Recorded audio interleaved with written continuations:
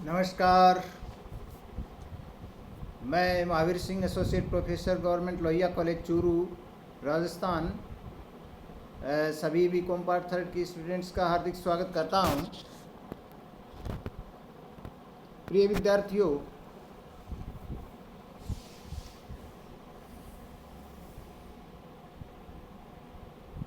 आज हम एक नया अध्याय इनपुट टैक्स क्रेडिट आदान कर जमा शुरू करने जा रहे हैं। यह व्याख्यान जीएसटी का यह अध्याय जीएसटी का एक बहुत ही महत्वपूर्ण अध्याय है।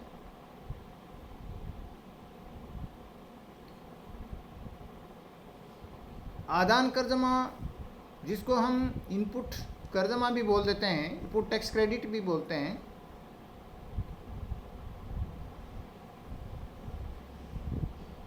तो सबसे पहले अपने को पता होना चाहिए कि ये चीज़ क्या है, आदान कर जमा कहते किसे हैं। अगर इसकी सिंपल से अर्थ का रूप में अपन देखें तो इसका मतलब यह होता है कि एक जो पंजीकृत व्यवसायी होता है उसके द्वारा अपने व्यवसाय के संचालन हेतु उपयोग की गई माल और सेवाओं पर चुकाए गए कर, यानी किसी भी पंजीकृत व्यवसायी होना चाहिए और उसके द्वारा उस अपने व्यवसाय के संचालन हेतु जो उपयोग की जाती है कोई भी माल या सेवा, और उस पर जो कर चुकाया जाता है वो कर आईजीएसटी, सीजीएसटी, एसजीएसटी, यूटीजीएसटी, कोई सा भी कर हो सकता है, उसकी जमा प्राप्त करने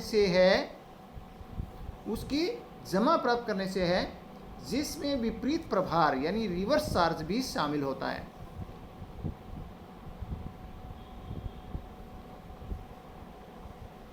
वास्तव में इनपुट कर जमा, इनपुट टैक्स क्रेडिट जो है वो जीएसटी की रीड होती है। जीएसटी की रीड होती है और अपन जानते हैं कि जब रीड को निकाल दिया जाता है तो पीछे कुछ नहीं बचता। तो यही बात जीएसटी के बारे में लागू होती है कि यदि इनपुट टैक्स क्रेडिट जीएसटी में नहीं होती तो जीएसटी का कोई मतलब नहीं रह जाता। इसीलिए कहा जाता है कि input tax credit is the backbone of GST regime. Input tax credit is the backbone of GST regime.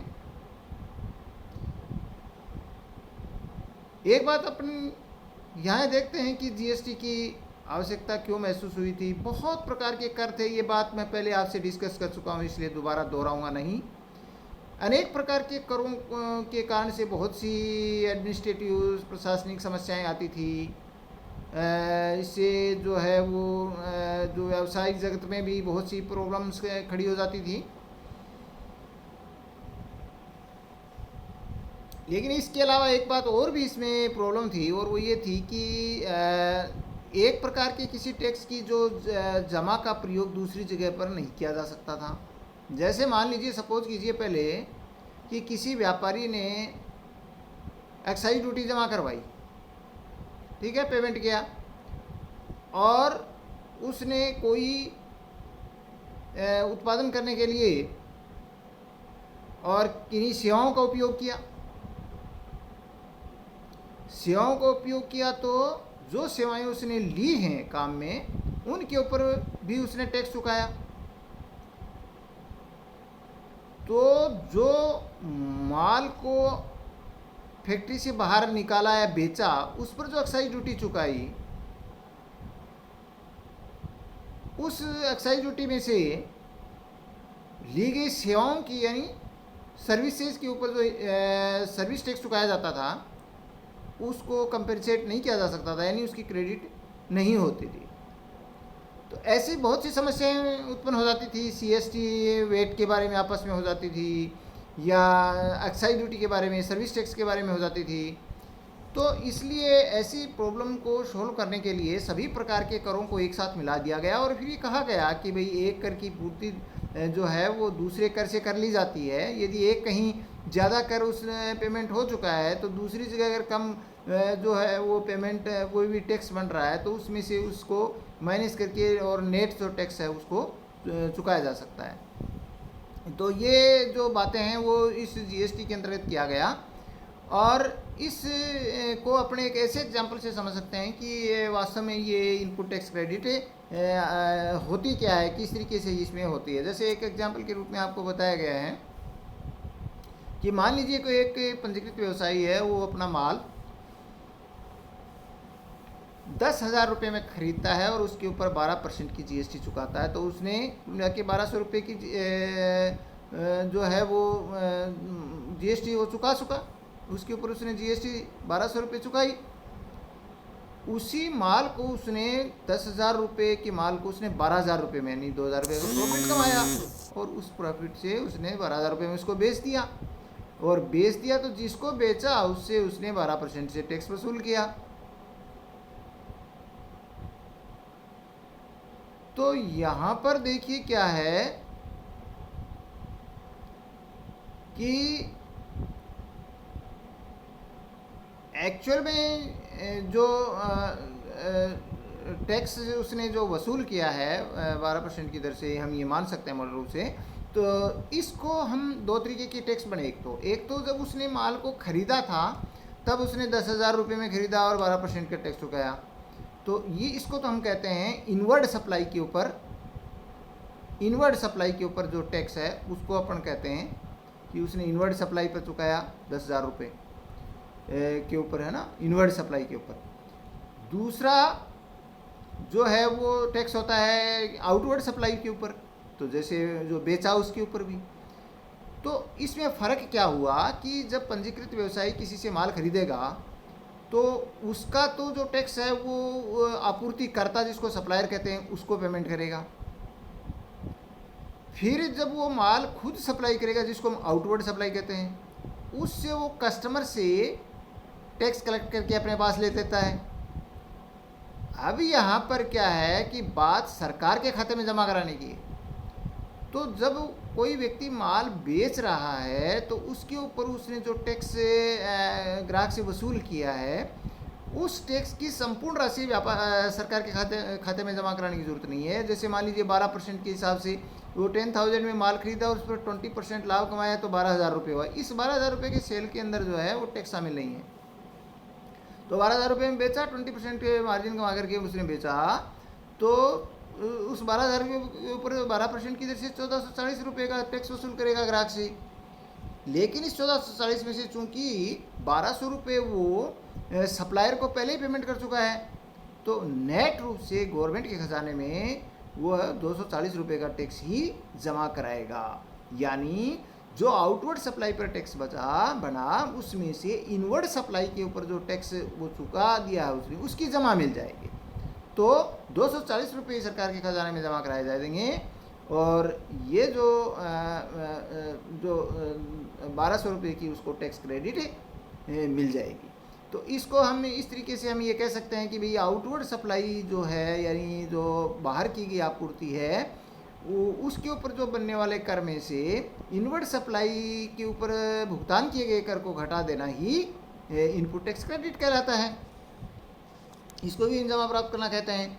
तो ये तो एक बात साधारण रूप से एक समझने के लिए हुई कि किस तरीके से जो है वो इसको कहते क्या हैं या ये इसका आशय क्या है इनपुट कर जमा का। अब बात अपनी नेक्स्ट आती है कि भाई इनपुट कर जमा प्राप्त करने की योग्यता क्या होती है, जिसको हम एलिजिबिलिटी ऑफ अवेलिंग आईटीसी कहते हैं। ये उसकी योग्यता क्या होती है और शर्तें क्या होती हैं, यानी कंडीशंस क्या होती हैं। यानी इनपुट कर जमा प्राप्त कौन कर सकता है, किस कंडीशंस को पूरा करने पर ये इनपुट टैक्स क्रेडिट मिलती है। ऐसे नहीं है कि हर कोई इसको खरीद लेगा। तो ये कंडीशन तो सीधी सी बात है कि भाई वो पंजीकृत व्यक्ति होना चाहिए। तो ऐसी स्थिति में कह सकते हैं कि उसकी योग्यता क्या होती है, वो ये टैक्स क्रेडिट लेने की अवेलेबिलिटी, उसकी जो एलिजिबिलिटी होती है वो क्या होती है। तो यहाँ पर सेक्शन 16 के अंतर्गत जो है वो कुछ ऐसी शर्तें, कंडीशंस और योग्यताएं बनाई गई हैं जिनके अधीन ही जो है वो इनपुट टैक्स क्रेडिट मिल सकती है। तो इसमें योग्यता के बारे में तो सीधा ये कहा गया है कि भाई इनपुट टैक्स क्रेडिट किसको मिलेगी, किसी भी पंजीकृत व्यक्ति को मिलेगी।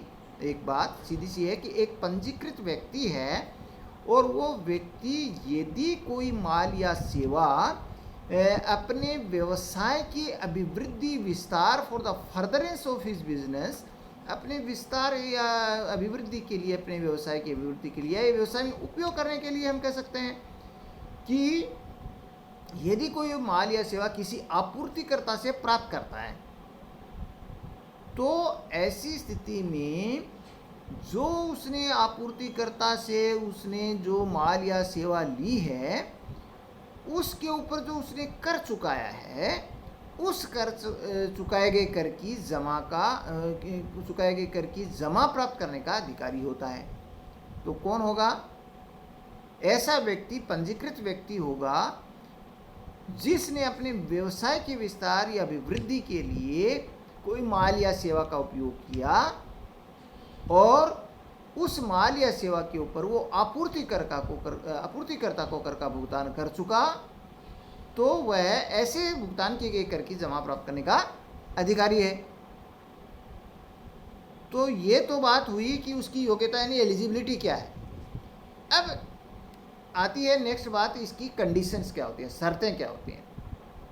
तो ऐसा व्यक्ति मान लीजिए ये कहते हैं, नेक्स्ट सेक्शन 16 कहती है कि भाई चाहे धारा 16 के अंतर्गत कुछ भी कहा गया हो, सेक्शन 16 के अंतर्गत चाहे कुछ भी कहा गया हो, ये ज़्यादा इम्पोर्टेंट नहीं हुआ। ज़्यादा इम्पोर्टेंट ये कहता है कि ये है कि जब तक वह कुछ कंडीशंस को पूरा नहीं करता है, यानी धारा 16 में चाहे कुछ भी कर दिया गया हो, यदि वो जो किसी भी पंजीकृत व्यक्ति को माल और सेवाओं की अथवा दोनों की आपूर्ति के समय किसी भी इनपुट कर जमा किया का जो है वो पात्रता नहीं होगी या पात्र नहीं होगा जब तक कि वो ये कंडीशंस पूरी नहीं कर लेता है। तो अब बात तो ये आ गई कि वो पंजीकृत व्यक्ति होना चाहिए, उसने अपने व्यापार के for the furtherance of his business, अपने व्यापार के अभिवृद्धि विकास करने के लिए उसने यूज किया और उसने टैक्स भी जमा कराया। लेकिन ये कहता है कि ये सब कुछ हो गया, चाहे कुछ टाइम लिख दिया, लेकिन फिर भी जब तक ये निम्न शर्तें पूरी नहीं हो जाती हैं तब तक उसको इसका बेनिफिट नहीं मिलेगा इनपुट कर जमा का। तो वो कंडीशंस कौन सी हैं, वो फॉलोइंग बहुत मस्ट हैं। पहली तो इसकी कंडीशन ये होती है कि उसको जो है वो आपूर्तिकर्ता ने से जब माल उसने खरीदा तो आपूर्तिकर्ता के द्वारा एक कोई भी कर बीजक यानी टैक्स इनवॉइस या डेबिट नोट या अन्य कोई भुगतान का प्रमाण पत्र या प्रमाण होना चाहिए, प्रूफ होना चाहिए, कोई वैलिड डॉक्यूमेंट होना चाहिए जो ये सिद्ध करे कि उसने कर का भुगतान किया है। तो वो कर बीजक होगा या डेबिट नोट होगा या अन्य कोई भुगतान का प्रमाण होगा। पहली बात भाई, टैक्स अगर चुकाया होगा तभी तो इनपुट टैक्स क्रेडिट लेने की बात आएगी, तो इसके कर जमा कराने का कोई प्रमाण हो, प्रलेख हो, डॉक्यूमेंट हो। दूसरी इंपॉर्टेंट शर्त ये है कि उसे माल या सेवा दोनों प्राप्त हो गए हों, माल या सेवा दोनों प्राप्त हो गए हों। और तीसरी बात, माल या सेवा दोनों प्राप्त हो जाने चाहिए। तीसरी बात, धारा 41 के प्रावधानों के अंतर्गत जो है आपूर्तिकर्ता ने उस व्यक्ति से वसूल कर को सरकार के खजाने में जमा करा दिया हो। धारा 41 के प्रावधानों के अंतर्गत आपूर्तिकर्ता ने उस व्यक्ति से वसूल किया गया कर सरकार के खाते में जमा करा दिया हो और उसने धारा 39 के अंतर्गत विवरण दायर कर दी हो। उस पंजीकृत व्यक्ति ने धारा 39 के अंतर्गत विवरणी दाखिल करती हो यानी रिटर्न दाखिल करती हो। अब देखिए यहाँ पर ये जो चारों कंडीशंस दी गई हैं ये बड़ी इंटरेस्टिंग कंडीशंस हैं। देखिए होता क्या है कि आपूर्तिकर्ता ने टैक्स कलेक्ट किया, सरकार के खजाने में उसने जमा नहीं करवाया। आपूर्तिकर्ता तो क्या टैक्स काट लेगा लेकिन सरकार के खजाने में जमा नहीं कराया। जब तक वो सरकार के खजाने में जमा नहीं करे, अब आपूर्तिकर्ता ने उसको मिल गया क्या, माल भी उसने ले लिया, उसने आपूर्ति प्रापक ने उसने आपूर्तिकर्ता को टैक्स भी दे दिया क्योंकि जब खरीदेगा तो टैक्स देगा, लेकिन आपूर्तिकर्ता ने वो टैक्स सरकार के खजाने में जमा नहीं करवाया। तो जब तक वो जमा नहीं करा देगा तब तक आईटीसी नहीं मिलेगी। अब देखिए आपूर्ति प्रापक को इस बात का भी दंड मिलता है कि वो टैक्स दे चुका फिर भी उसको नहीं मिलेगी जब तक कि वो जमा नहीं करा देगा। तो यहाँ पर ये कंडीशंस फॉलो हो जाने के बाद ही उसको टैक्स की जमा का जो है वो बेनिफिट मिलता है। यानी कोई वैलिड उसको टैक्स पेमेंट का वैलिड डॉक्यूमेंट उसके पास हो, जिसने आपूर्ति की उसने टैक्स को जमा करा दिया गया हो, और इसके अलावा जो है माल और सेवा उसको प्राप्त हो गए हों, और उस पंजीकृत व्यक्ति ने धारा 39 के अंतर्गत जो है वो रिटर्न को दाखिल कर दिया गया हो। तो ये चारों कंडीशन जब फॉलो हो जाती हैं उसके बाद ही जो है वो उसकी कर जमा का फ़ायदा उसको मिलता है। अब ये देखिए ये चारों कंडीशन के बारे में कुछ स्पष्टीकरण है, दो स्पष्टीकरण आपको ध्यान से देखना। जैसे इसमें एक तो स्पष्टीकरण ये है कि यदि कोई व्यक्ति जो पंजीकृत व्यक्ति किसी आपूर्तिकर्ता से माल क्रय करता है और क्रय कर लिया, उसको माल प्राप्त भी हो गया या सेवा प्राप्त भी होगी, लेकिन उसने 180 दिन तक कर, कब 180 दिन, कर बीजक आपूर्तिकर्ता द्वारा कर बीजक जारी करने की तिथि के 180 दिन के भीतर यदि भुगतान नहीं किया आपूर्तिकर्ता को, किसका, आपूर्ति के मूल्य का और उसके ऊपर पड़ने वाले कर का, यदि भुगतान नहीं किया है तो ऐसी स्थिति में यदि आपूर्ति प्रापक ने कोई कर जमा का लाभ प्राप्त कर लिया है तो वो निरस्त हो जाएगा।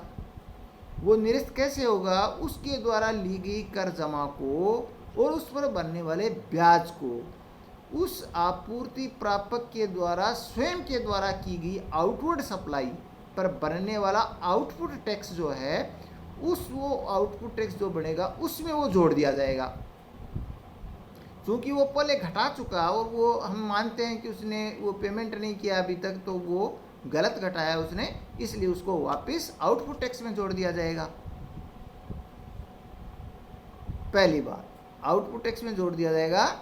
और जब इसी में दूसरी बात ये ध्यान रखनी है कि लेकिन यदि मान लीजिए 6 महीने तक तो नहीं चुकाया, तो 6 महीने तो भुगतान नहीं किया तो उसका वापस जोड़ दिया जाएगा। लेकिन मान लीजिए बाद में जब भी वो भुगतान कर देता है आपूर्ति के मूल्य का और कर का, जब भी वो भुगतान कर देता है तो उसको क्या किया जाएगा, वो जमा पुनः प्राप्त हो जाएगी।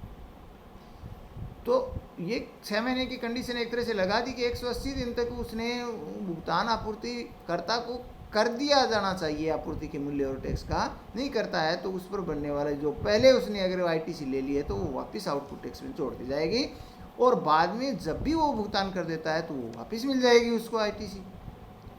तो एक तो बात ये। दूसरी बात ये होती है कि यदि मान लीजिए किसी आपूर्ति प्रापक को माल या सेवाएं लॉट्स में, खंडों में मिलती हैं या किस्तों में प्राप्त होती है, तो जब तक कि अंतिम लॉट या अंतिम किस्त इंस्टॉलमेंट उसको प्राप्त नहीं हो जाती है तब तक वो आईटीसी का लाभ नहीं ले सकता, यानी कर जमा वो प्राप्त नहीं कर सकता।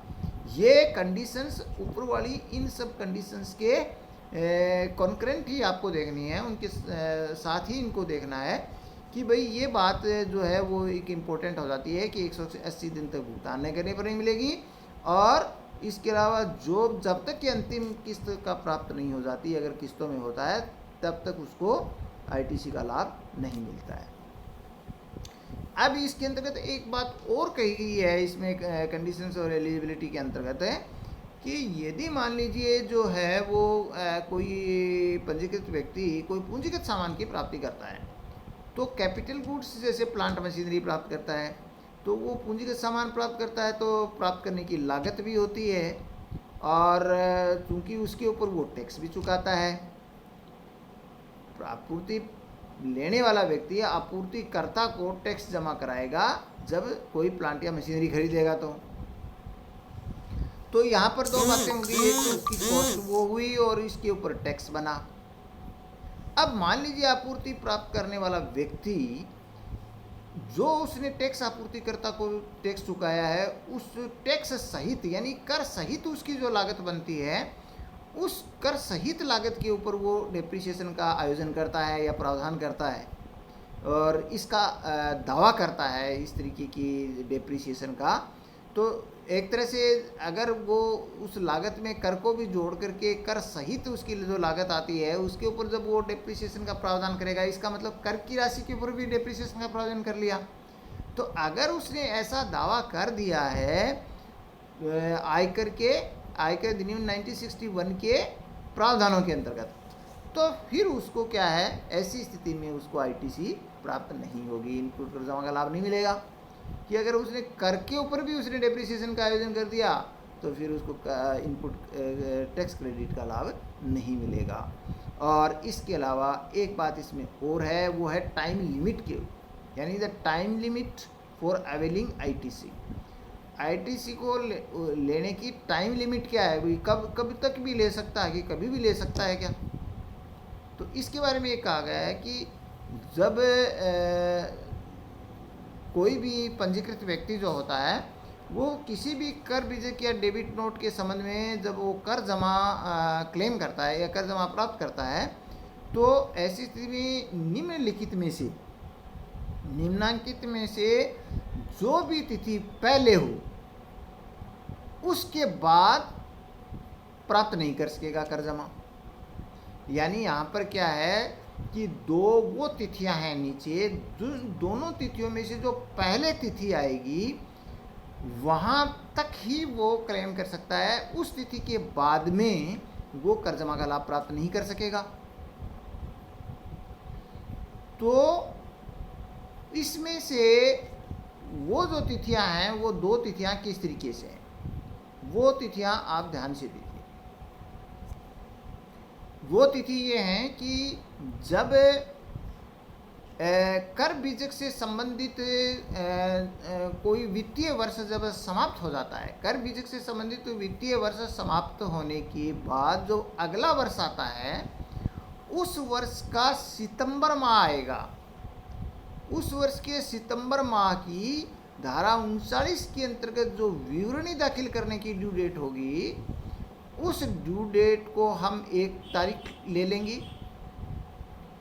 यानी जिस भी वित्तीय वर्ष से संबंधित कर बीजक या डेबिट नोट है, उस वित्तीय वर्ष की समाप्ति के बाद अगले वर्ष में के सितंबर माह की विवरणी दाखिल करने की नियत तिथि यानी ड्यू डेट, एक तो वो हो गई।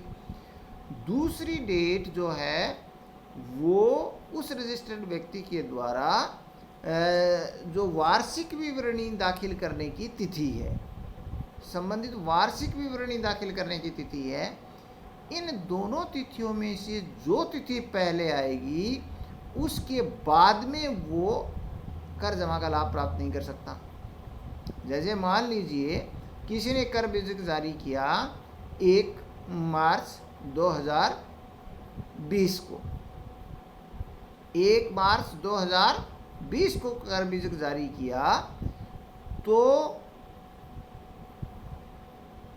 अगला जो वित्तीय वर्ष आएगा वो 2021 आएगा। तो ये जो कर जमा है वो कौन से वर्ष की थी, 19-20 से थी, क्योंकि कर बीजक उसने 19-20 में जारी किया। अब 19-20 में कर बीजक जारी किया तो वर्ष 2021 का जो सितंबर महीना आएगा उस सितंबर महीने के संबंध में जो ड्यू डेट होगी विवरणी दाखिल करने की, धारा 39 के अंतर्गत विवरणी दाखिल करने की जो ड्यू डेट होगी सितंबर माह वाले की, एक तो वो तिथि मान लीजिए वो तिथि आती है वो 20 अक्टूबर आती है, मान लीजिए सपोज करिए 20 अक्टूबर 2020 आती है, तो एक तिथि तो वो होगी। और अब मान लीजिए वार्षिक विवरणी जो है वो दाखिल करने की तिथि जो है वो मान लीजिए जो है वो 30 सितंबर ही होती हो, 30 सितंबर ही हो। तो अब 30 सितंबर और 20 अक्टूबर जो है इनमें से पहले तिथि 30 सितंबर होती है, तो 30 सितंबर जो होगी इसके बाद में वो आईटीसी का लाभ नहीं ले सकेगा, जो पहले जो तिथि हो उसमें से। तो यहाँ पर एक तो वार्षिक विवरणी दाखिल करने की तिथि हुई और एक 30 सितंबर वाली जो है रिटर्न जो है उसको दाखिल करने की तिथि हुई। तो इनमें से जो पहले तिथि होती है उस तिथि के बाद में वो आईटीसी का लाभ नहीं ले सकता। तो ये एक तरह से जो है वो टाइम लिमिट है फॉर अवेलिंग द आईटीसी। ऐसा नहीं है कि वो एक साल की किसी साल विशेष की आईटीसी है और उसको 2 साल 3 साल 4 साल तक कभी भी ले सकता है, ऐसा नहीं। इसमें लिमिट मान दी कि आपको इतने समय के भीतर इसको लेना ज़रूरी हो जाएगा।